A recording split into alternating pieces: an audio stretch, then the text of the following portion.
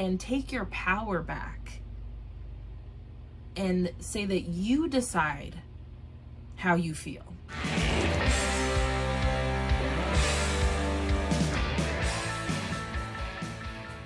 Hey y'all, welcome to Meryl's Mystic. I'm Meryl and I empower witches, bitches, and dudes to complete themselves because you are the one that you're looking for.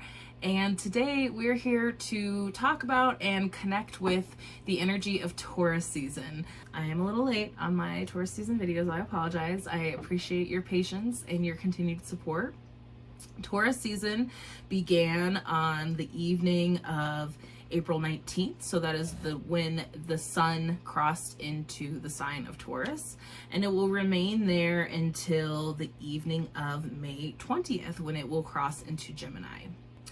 We already had our Taurus New Moon on the evening of April 30th, and that coincided with the Beltane, and it was also a partial solar eclipse. So you might have been feeling some extra energy around that time.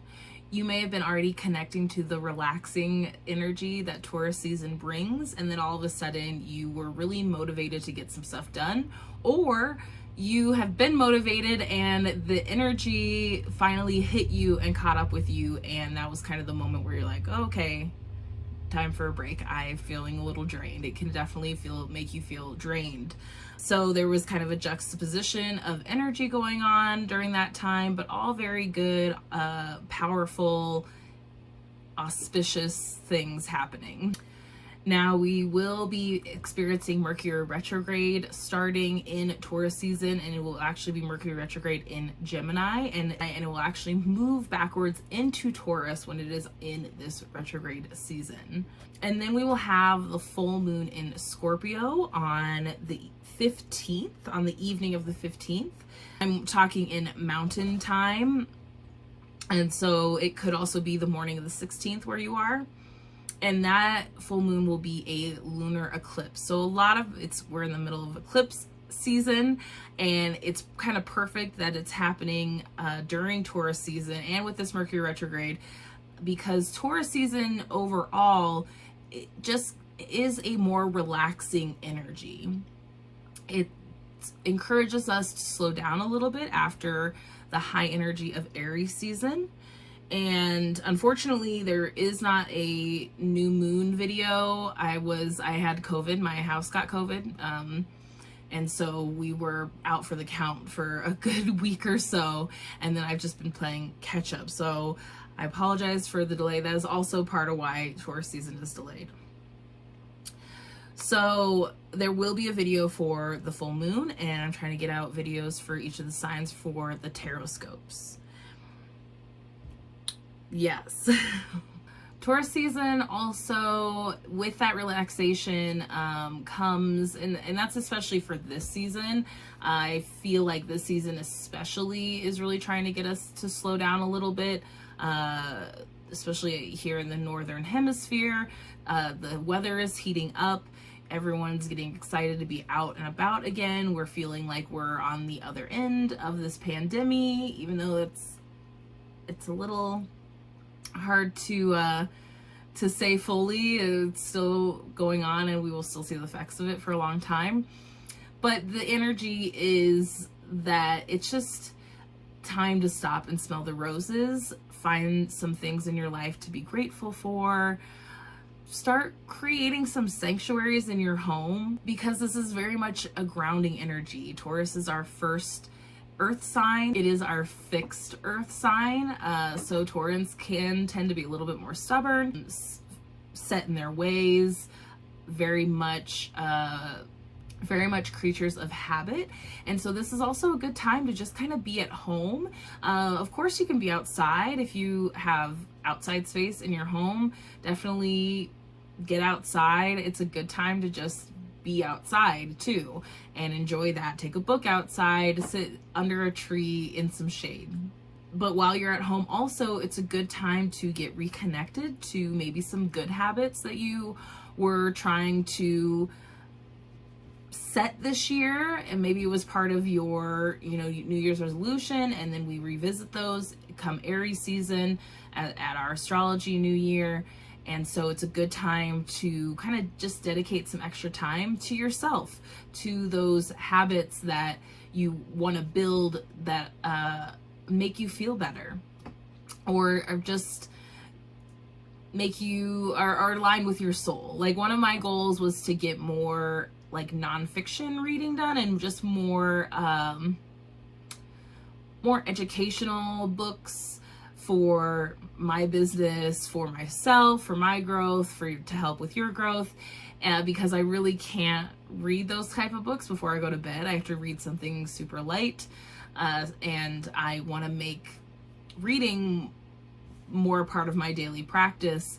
And so that's really something that I've been working on. And in order to do that, I created like a little oasis on my front patio, so I can go outside and read comfortably. And I've done it a couple days, it's not perfect, but I've been doing it more, and I've actually been getting a lot more reading done in a really short amount of time. And so that feels really good, and then it just encourages me to do more. So little things like that you can incorporate, that you've been wanting to incorporate, this is a great time to do that before summer really kicks off. Or before winter kicks off if you're in the southern hemisphere, because you're going to be more at home anyway. So in the tarot, Taurus is represented by the Hierophant. And there's a Hierophant. The Hierophant, there it goes. So the Hierophant traditionally is very much like a structural card. It can represent churches, government, schools. It's about systems. It's about obedience. And that's kind of where that that structural habit formingness connects with Taurus season, with the Hierophant, because I find it I always like to look at these comparisons, because unlike the Hierophant, Taurus also has a sensuality about them that I love, that's why this is a great time to kind of enjoy the luxuries of life if you can, or any privileges that you can participate in that make you feel good, just for the sake of feeling good. I was trying to think of where's the cross section between the Hierophant, and I think the cross section is also like dedication, devotion, because even though when we think about the Hierophant, it's very structural, it really does have very much like a church religious aspect to it, and the visuals are very traditional in that sense. But I feel like in a non-traditional sense, in a modern sense, we can find that feeling of religion, of divine connection, of awakening, of this feeling outside ourselves that can ignite something within us. I just saw Madonna's Like a Prayer video, very controversial for the time. How dare her, sexualize religion and all this kind of stuff, but sex is part of our life. Sex is a part, your sexual identity is a part of life. Your sexual expression, who you are sensually and sexually, is a big part of all of us. And so I think it's kind of fun to see that like juxtaposition that also works together when we find other things in this time. Religion was such a center in history, and it still very much is in other countries. It's not something that we say, hey, how are you? What's your religion? We don't do that in this country. And when I went to India, oh my gosh, this was like a decade ago now. When I went, I was very surprised. One of the biggest culture shocks was being asked what my religion was or what my belief was regularly. And at the time, I was young. I was 26, 27 years old. I was still figuring that out. And so even when I knew that I was going to be asked this question, my answer wasn't right sometimes, because that person wanted to hear what their belief was. They wanted my belief to be their belief, because then that was like a form of connection in that. In Western societies where we don't focus as much on religion, there are other things that we associate with our personality, with our identity. So I'm sharing this with you because I want you to start kind of paying attention to when things in your life fill you up in this way, ignite something in you that reminds you that you're part of something bigger than you, that reminds you that your life is precious, that reminds you that you're grateful to be alive during this time.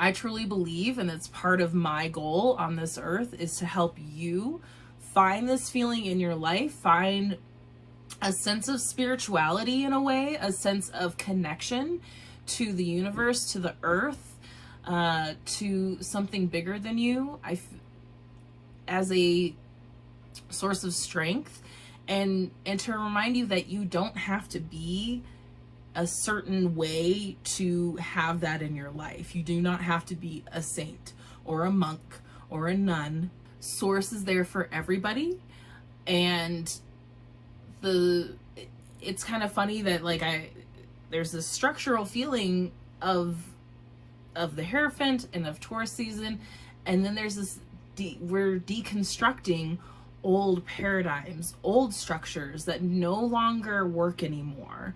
The way that the patriarchy has structured religion to control and to oppress, that is what we are deconstructing. We are finding new ways to look at this energy, okay? Try not to go on too many rants about it. This is just an opening. I just want to open the door a little bit for you to explore this and where this shows up in your life, okay? And please share with me. I would love, love, love, love to hear what's going on with you and to hear what's resonating with you and how you're connecting to the energy. So please let me know. Today we are going to be doing a Hierophant card reading. This, the Hierophant that I showed you is from a traditional Smith-Waite deck, a borderless Smith-Waite deck. And then we will be reading with the Modern Witch Tarot by Lisa Sturrell. It's one of my favorite decks, my new favorite deck. And I like showing you traditionally, and then we read a little non-traditionally, so that you know that I'm not just like putting it in there and I'm going to shuffle. And then we'll be pulling a oracle card from The Shaman's Dream Oracle by Alberto Villoldo and Colette Baron Reed. Those are really cool. My aunt got those for me, so thank you. We haven't got to use those very much. So you can always go watch the Aries season Emperor card reading for all signs. You can always go watch your tarot scope for Aries season. Don't get too caught up on the time. It's just structure. The messages come to you when they're meant to come to you. So what we're going to be doing is shuffling. And then I will flip the deck over. And you might see some people do this different ways. Everyone's got a little bit different way of doing it. Some people determine like what's the top and what's the bottom. So you can do it too at home, however you feel works for you. Okay, one more.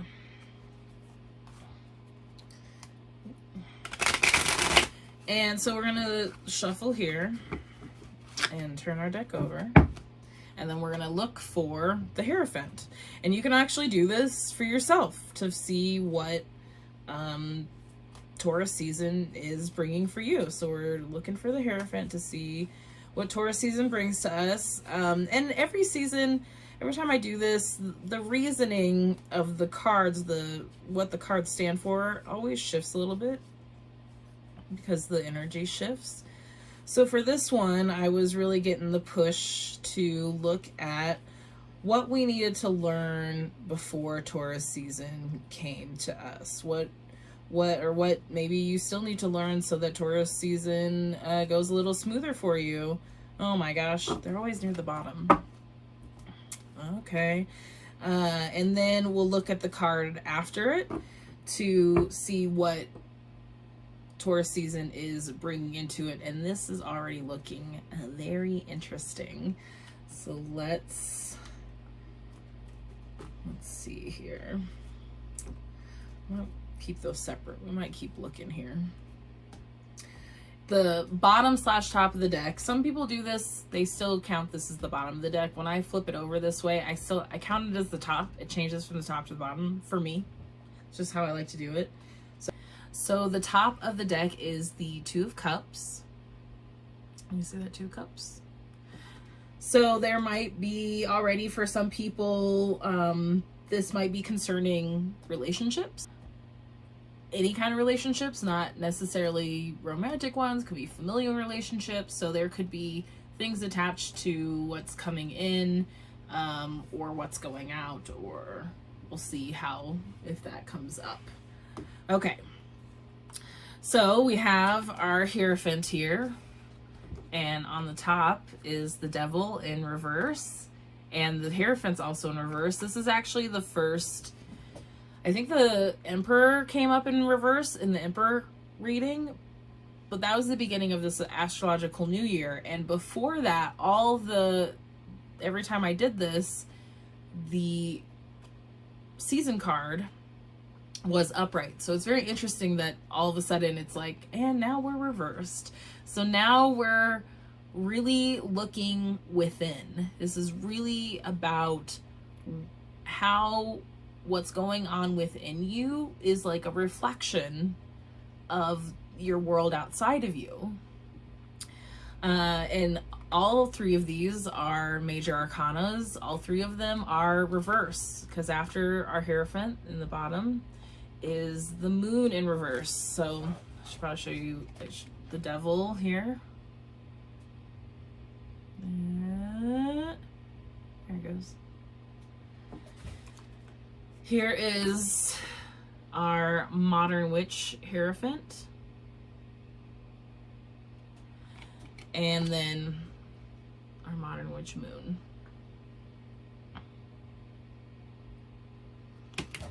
And already we can see the reflection. Here's the Two of Cups, and then we have our two figures on the Devil and our two figures on the Moon, and believe it or not, there are two figures here on the Hierophant. And then I'm looking a little further after the Moon would be the Six of Pentacles, and there are also two figures looking up at the middle figure there. So very interesting. I've never actually seen that happen before. There are not a lot of cards that just have the two figures. It's a very purposeful imagery. And then I noticed, just now I'm noticing how the Six of Pentacles and the Hierophant has the similarity, which would make sense. Pentacles is an earth sign. The Six is very nurturing. Taurus has somewhat of a nurturing, it is a nurturing earth energy. I shouldn't say somewhat, it is. So I'm looking at these upright first, just so I can get the feeling of the cards here. The thing about the Devil and the Moon on their own is already this subconscious energy, these things that lie in the darkness of our souls, that are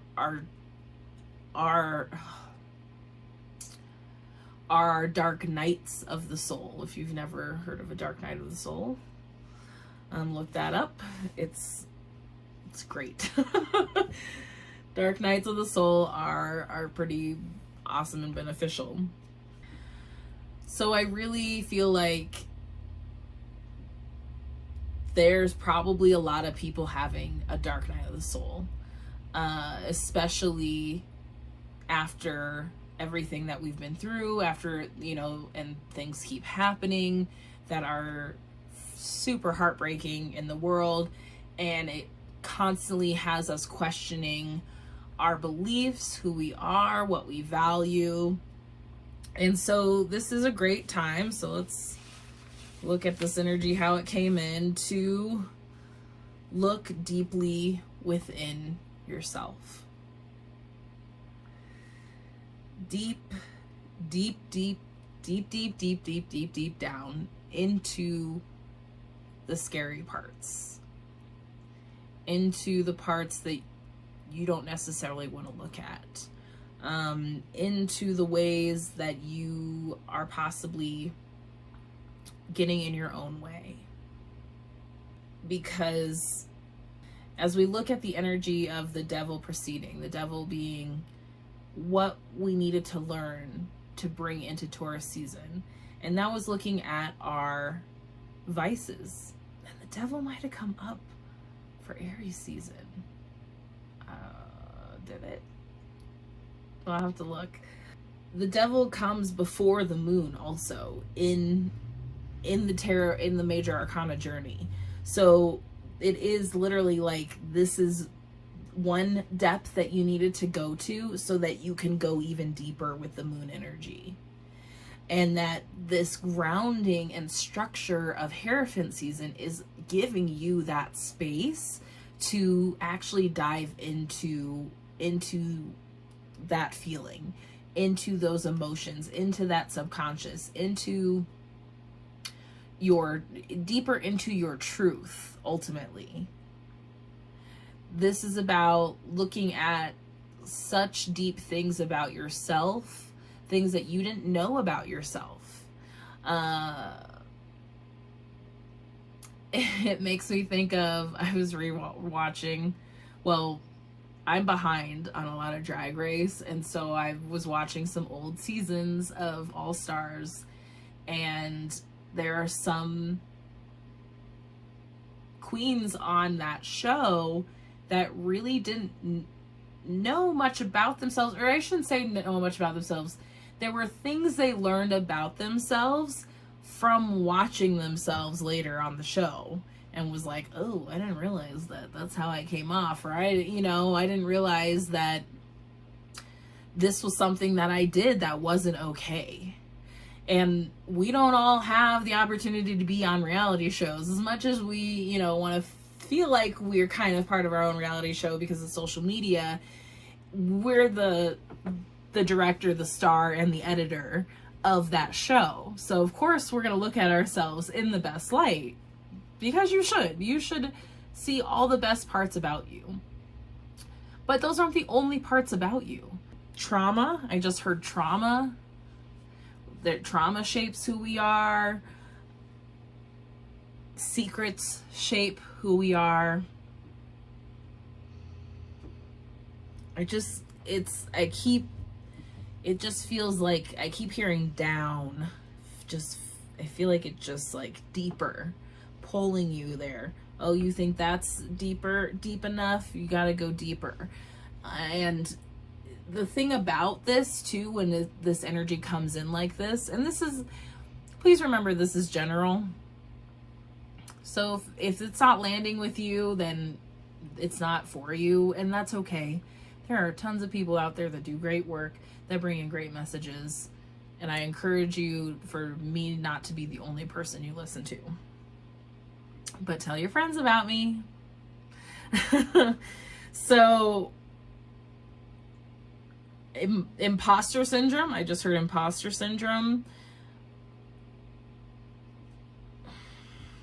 So wild. Oh, that was the other thing, is that if you are resistant to it, if you are not actively doing it, there will be opportunities that arise that are probably with other people.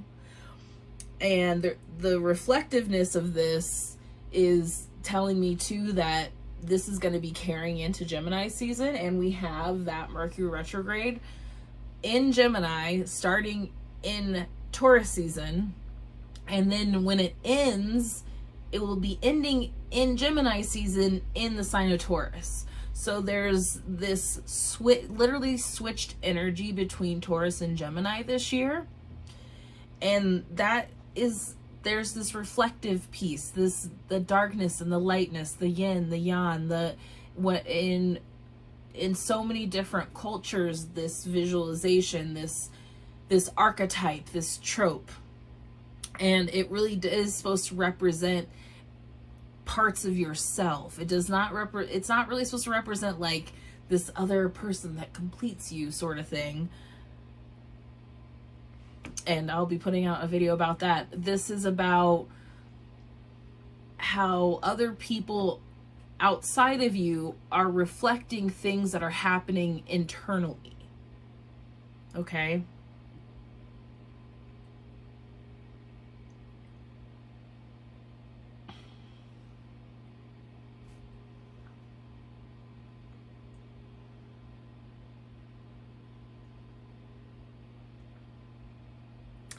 I'm noticing too that like the devil and the Hierophant are kind of doing similar things. And this would be considered, you know, acceptable. This kind of structural Christian looking energy. And then the devil, Satanism is considered scary in what we've perceived as modern society at large. That is what this energy is taught to us as. Good, bad. No such thing. In the universe, neither is good or bad. They are their own thing, and one cannot exist without the other. You cannot have dark without light. You cannot have light without dark. You cannot have light without shadow. You cannot have shadow without light. It's about, again, destructuring this idea that we've let society at large label things as. It's this way or that way. No. And life isn't that black and white either. There's a lot of gray. There's a big blob of spectrums. And it's constantly shifting.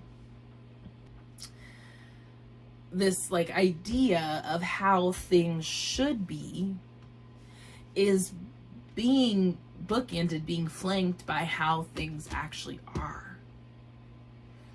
This is about not hiding anymore, not hiding from yourself, not hiding from the world. If you actually, and that's the funny thing here, that's trying to make this connection for you. Society at large would think that, oh, light, Christianity, good, Satan, dark, bad. When in fact, if you looked at those two factions deeper,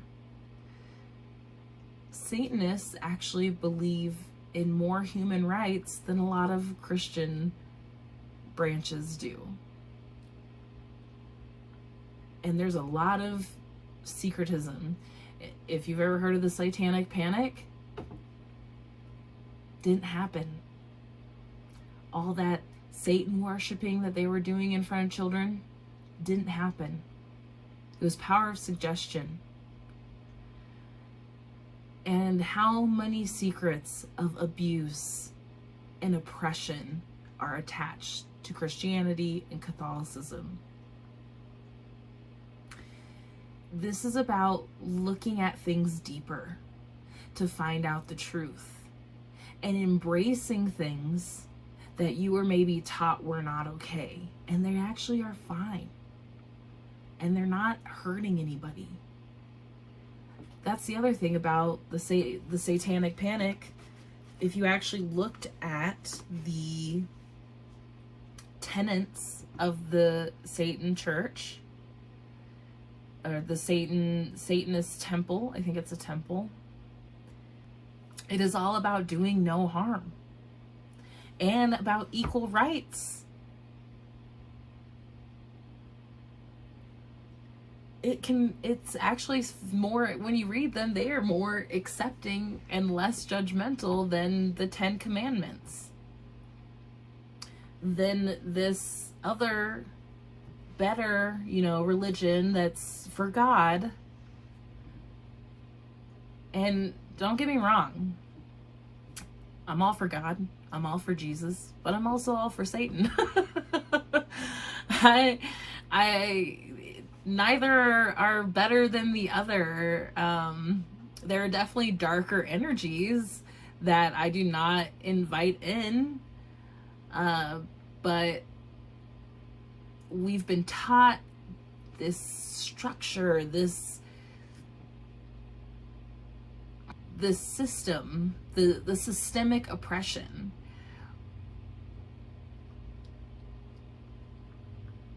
I'm getting probably a little too deep here. So many things are attached to these ideas. I am trying to speak in generalities, so please do not misinterpret my intentions. The intention is to stretch you, to help you grow, to look at things in your life that may be holding you back. We talked at the top of the reading that you might be holding yourself back, but this could also be what is instilled in you from things outside of you. What has been instilled in you from your parents, from school, from a church, from society at large, that has made you feel shame or guilt or regret, or has hurt you and made you feel like you have no value, that has hurt you. And how are some of those ideas still affecting you today? And how can you look at those and look deeply at them and deconstruct them and take your power back and say that you decide how you feel? Not some oppressive system that some old white man said you needed to follow. Okay?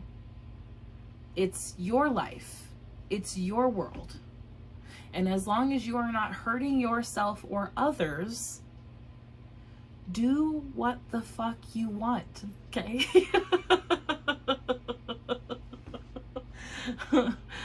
Seriously. There is no judgment in the spirit world. There is no good or bad. Not to say that horrible things don't happen and those things aren't bad. They are. They're tragic and horrendous, and we should do everything we can to prevent them from happening. But to expect that one day we're just going to wake up and everything's going to be okay and all our problems are going to be gone is also going to contribute to your suffering more. And then you make no effect, no impact. Okay?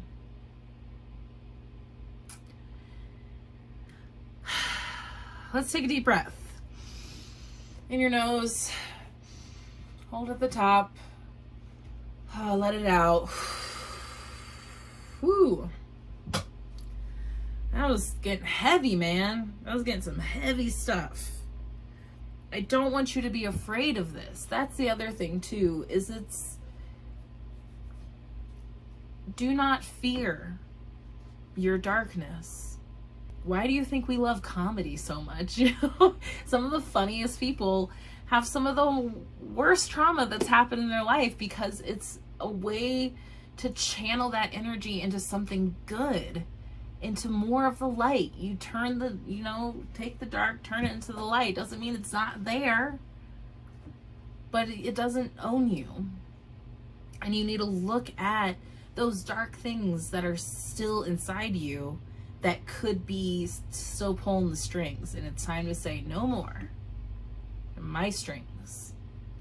Okay?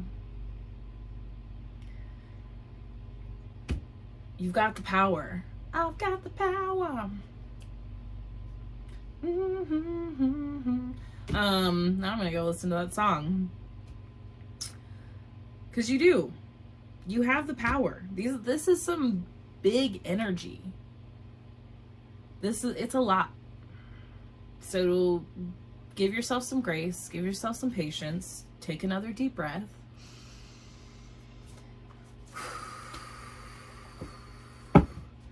And let's pull an oracle card. Whew, man. I'm gonna have to like sit down and do some journaling myself. Let me know if you need more guidance into this. It is general, so it's hard to give you details about how this will show up in your life. But I'm always available for one-on-ones. My link is in the description.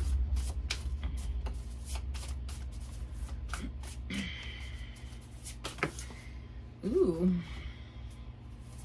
Okay. Well, we had 3. Dang it, every time. Why? Okay, these are good. We got 3, so we'll try to make this quick. The first one is number 2, beloved. Radical acceptance. Interesting. Radical acceptance. I like, I'm gonna put that with the devil here, and there's a fire theme going on. Love that. Number 57, unmarked trail, revelation. And our revelation is gonna go with our Hierophant here. Revelations with revelations. And then number 40, which is mindful, not mindful, mindful. And it says groupthink. That's interesting. And we're gonna put that right here with our moon, with our subconscious. So that'll be fun. Oh, so I wanted to also see what the numerology of the reading was.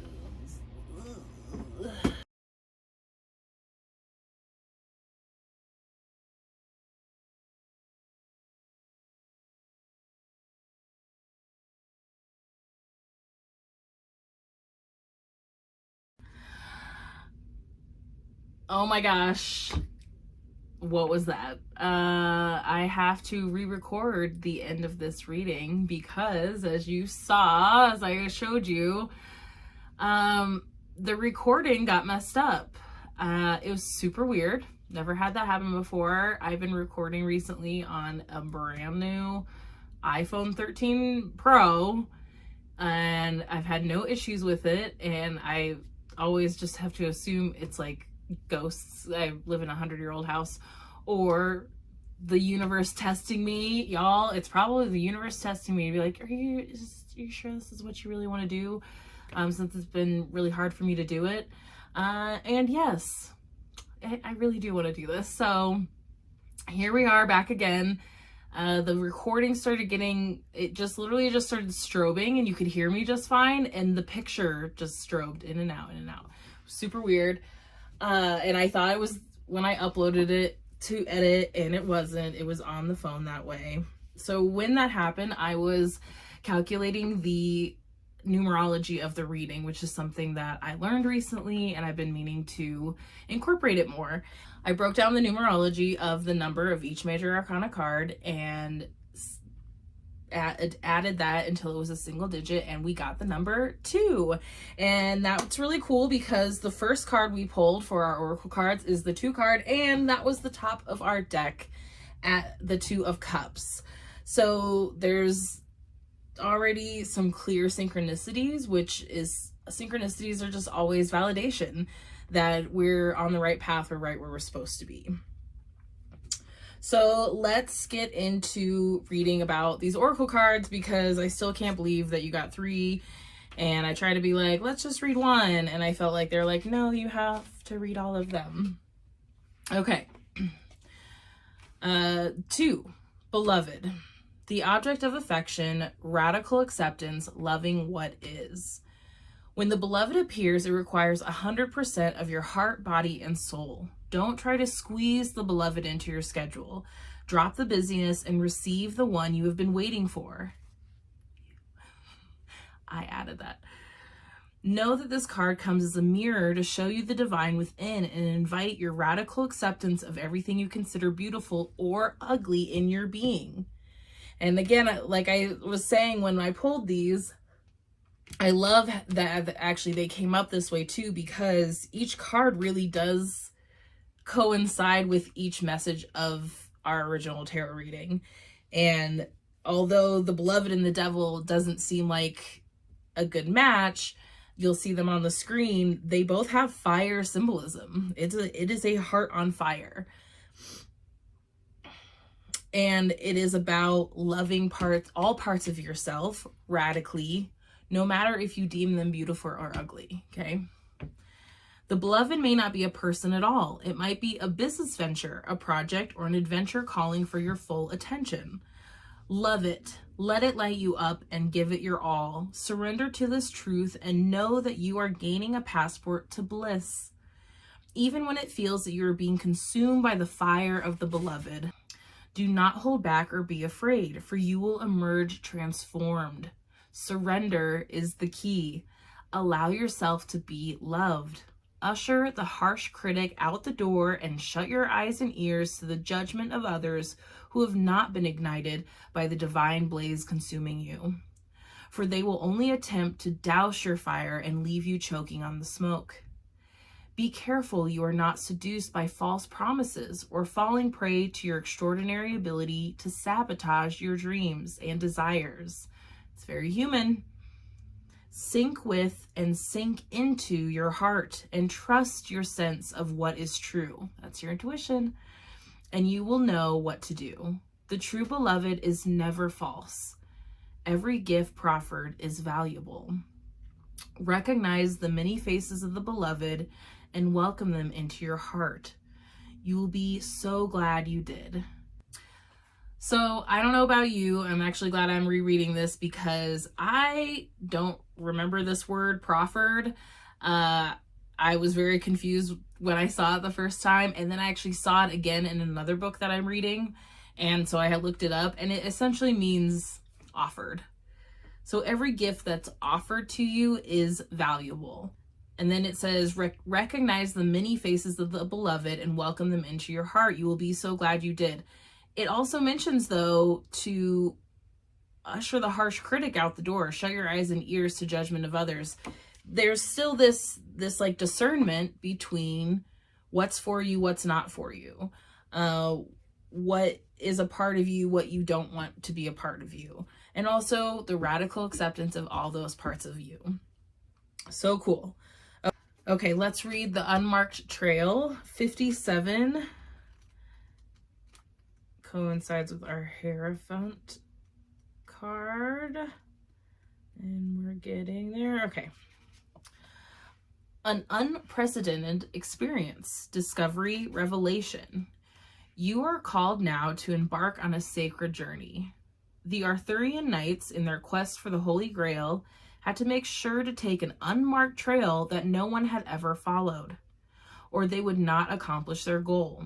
Likewise, you must enter the darkest forest of your soul via a route as yet unidentified to find what you seek. The manicured paths will bring you only temporary pleasure and later great pain. And that coincides with our message of the Hierophant of breaking down those structures, breaking down those systems that we were taught were supposed to work, and then we're learning that they don't actually work. Breaking down those expectations or preconceived notions about you and how you're supposed to function and how your world is supposed to work. Because we get a lot of outside noise, especially from parents, grandparents, family members, people who intentions are all well and good, but it is about breaking down those, or deconstructing. That's also another key word, the deconstruction of systems that really don't work for you anymore.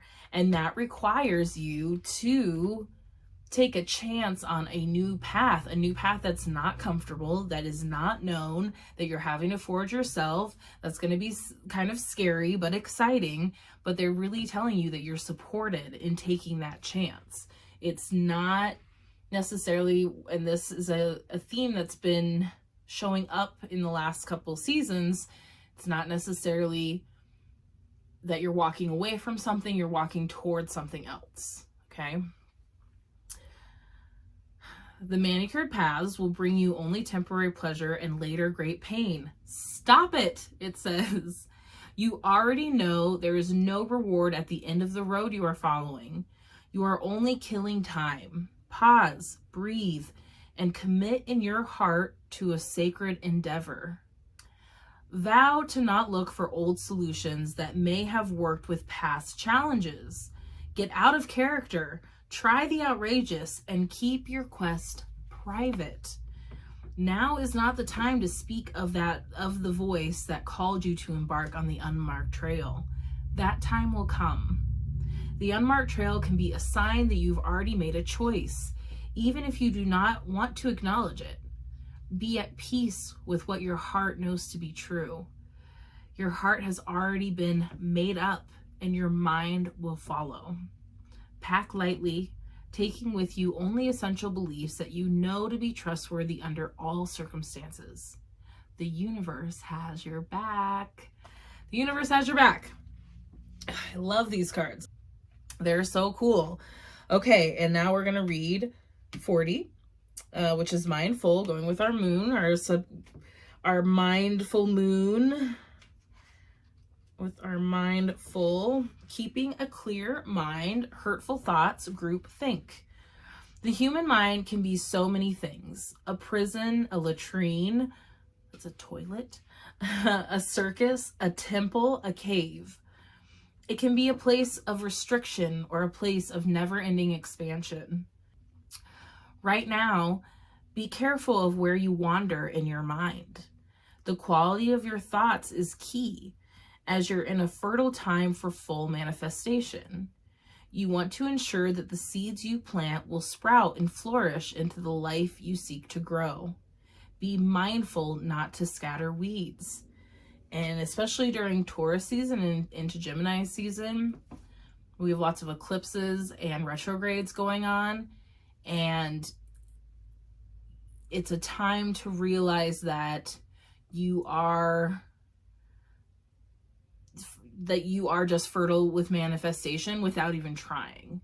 So part of that means that you have to be mindful of how you're thinking and how you're expressing yourself or how you are viewing the world. But you do not need to take a lot of action right now. You shouldn't be putting pressure on yourself to be active with it. It's a time to get all of your tools together, to kind of get all your ducks in a row. It's a time to also follow what your heart is telling you also. These really work really well together. So be easy on yourself during this time. Don't let that feeling of, oh, I got to do these things to manifest at this time. You're already doing it. They're bringing it up because it's just now a part of you. It's easy to be influenced by others right now too, especially in our digital age. It's hard to protect yourself from the energy and the sheer amount of information bombarding you 24/7. If you allow all the fear and uncertainty to pollute your mind and emotions, you will fill yourself up with this negativity and then see more of it in the outer world. Stay out of gossip and other forms of groupthink, for when you cut another person down to their level due to their perceived mistakes or limit them by your envy, you activate lack for yourself. So fill yourself up with thoughts of plenty. Imagine your universe unfettered by scarcity and alive with abundant hope and goodness. Be mindful of what your mind is full of and keep the faith. Good brings more good, love more love, gratitude more things to be grateful for. I think I needed to reread these since the last couple of days also. They're speaking right to me too. And a good practice, if you're having a hard time trying to figure out, well, how do I shift my mind? Because so many times the advice is like, just change how you think, but then they don't tell you what to think instead. I encourage you to come up with your own affirmations also, or we can get together and we can dive deeper into how these themes are coming up for you, and I can help you cultivate, or I can help you curate some personalized affirmations just for what you were trying to manifest or feel in your life. A good practice I want to share with you now is to simply find some things to be grateful for. And if it's hard to do that, you start with the most simple things. And I highly recommend to do this, especially if it's hard to get out of bed in the morning. If you ever feel like your children are taking things for granted, anytime you're just kind of feeling down and like you're not winning, my Capricorn partner and I, there have been many times where we're just like, one little bad thing will happen to another, and we're like, oh, I can't catch a break. Then we look at each other and we're like, let's not go down that path. Let's not blanket that everything's not working out. What do we have to be grateful for? Each other, our home. We have food, we have lots of privileges, we have hot water. We're pretty comfortable, all things considered. So it's really as simple as saying thank you. Thank you. There's a lot of studies on the word thank you. There's a lot of practices around the word thank you that it vibrationally has the power to change things. And you just find things to say thank you, or I'm grateful for.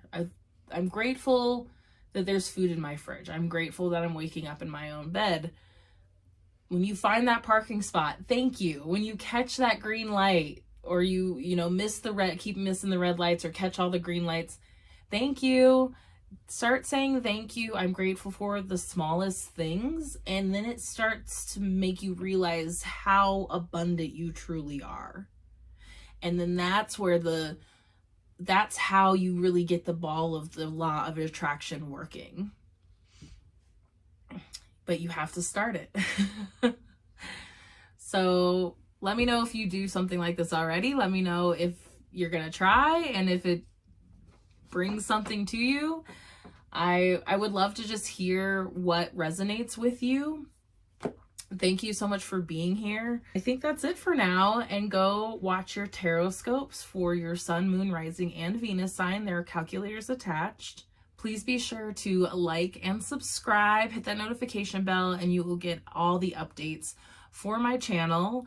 Again, I appreciate your support, and I will see you for Gemini season. Bye.